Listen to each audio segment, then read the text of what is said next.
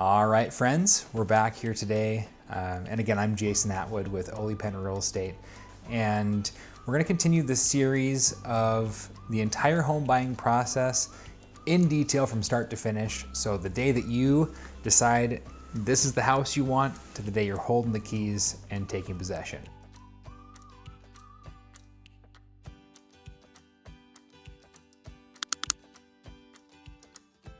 In the last video, we talked about the three big variables that you want to consider before making the offer. And so in a nutshell, that's covering your purchase price only. So we didn't consider any of the other factors that would be included there. So today we're going to talk about the other 5 items that you want to consider and have a plan for besides just the purchase price. And so obviously the 3 big variables we talked about before, regarding the market mostly, that plays the biggest factor.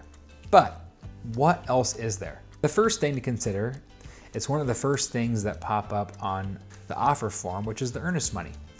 And the earnest money is described in a big paragraph, but the earnest money is essentially the deposit you're putting down to show that you're going to give a good faith effort in your home purchase, right? And so in most states or most cases, the seller wants to see 1% of the purchase price in your earnest money. So you're buying a $500,000 house, they want to see $5,000 in the earnest money in line.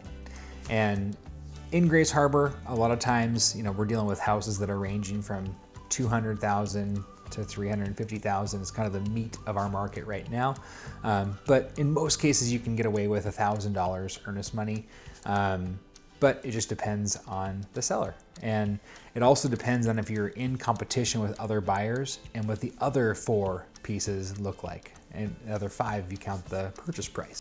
So the earnest money is something you're putting down that will, in most cases, come back to you. As long as you've acted in good faith, you'll receive it back in some way.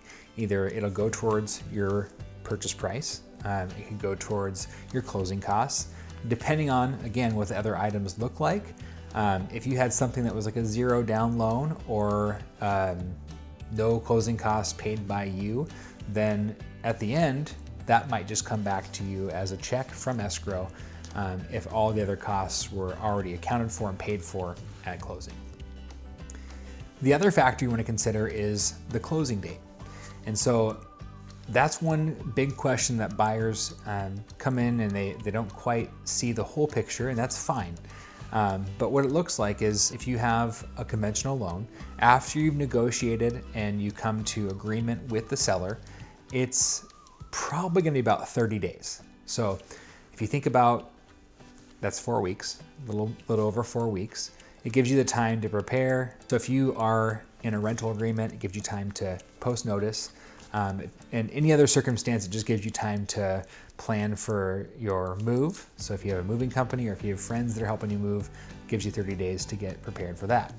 If you have something like an FHA loan or USDA loan, and there's many types like that where it's a lower down payment or $0 down, those tend to be more like 45 days. So a little more time, and the reason behind that is with a conventional loan, there aren't as many standards from the federal government as you would expect to see with FHA or USDA. So with the appraisal process, conventional tends to zip through much quicker.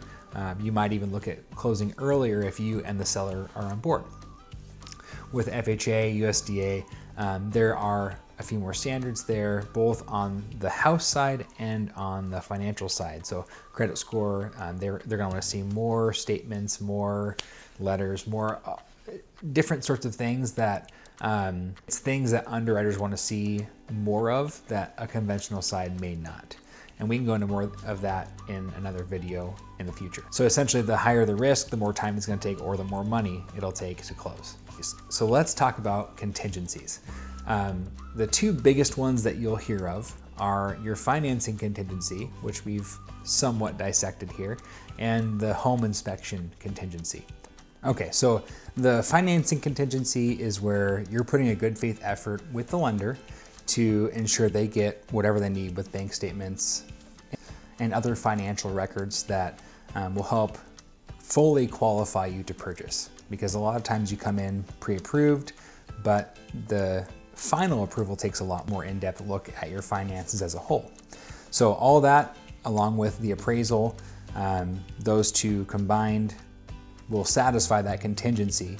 And if for some reason you were unable to get financing under this contingency, it would be a denial, and you would get your earnest money back because you, again, put a good faith effort out there, but you're unable to obtain that financing. And the other one is the home inspection contingency. And in Washington State, or at least on the Northwest MLS forms, it autofills 10 days. So you have 10 days from the day that you have mutual acceptance, which is the buyer and the seller agree to terms. So 10 days from there, you'll have a home inspection, and this is at your cost, but it's worth every penny. And you'll have that home inspection, and that's where you have a chance to renegotiate based on the findings of that home inspection. And we can go into more depth on that as well as we proceed into the future videos. So if for some reason that inspection came back very poor and it's too much to handle, the seller is not going to do any work and you're dissatisfied, you can back out as long as it's within that 10-day period or whatever day period you have negotiated, and then your earnest money would be returned to you. So in terms of those contingencies, the two big ones, the financing one takes essentially the whole transaction, but there are some items that your realtor may adjust if you're in a more competitive environment. With the home inspection period, if you're competing against 10 offers, you may want to reduce the time that you are going to inspect and just push faster so the seller doesn't feel like you're just going to hold their property under contract for 15 days when they could have somebody who either waives inspection or goes 5 days. Either way, that's a number you want to consider in your offer. So the other item that you want to consider goes back to the financing contingency, which is the loan type. And so if you are able to choose and you are able to put down a larger amount, I would suggest going conventional. And that's because if a seller sees conventional financing versus the USDA or FHA, any of those loan programs where it's 3.5% down or 0 down, those things do play a factor in their decision. If you're an FHA buyer putting 0 down or 3.5% down, and you're competing against an offer that's conventional and they're putting 20% down, the seller sees that as more of a slam dunk just because there are less standards. And that could be the standards on the house, could be the standards on the purchaser. So just keep that in mind. And if you're early in the game where you don't plan to buy a house for 5-10 years, begin to save that down payment now, because you don't know what market you're going to be competing in. And if you're in a market like we are today, having that down payment set for the home purchase does give you more leverage against another buyer. And a lot of that just plays into, there's more leverage for a conventional buyer in their purchase. So just keep that in mind, and I would be happy to clarify more. If you have questions, feel free to comment below as well. And the last big one is closing costs.